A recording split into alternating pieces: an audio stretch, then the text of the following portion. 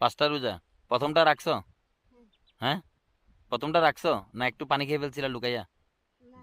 হ্যাঁ, উনি তোমার কি হয়? দাদা হয়।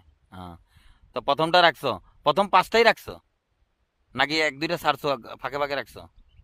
তো 5টা রাখছো, তাহলে আজকে রোজা কয়টা? তোমার তো ঠিক আছে, বরাবর হিসাব ঠিক আছে।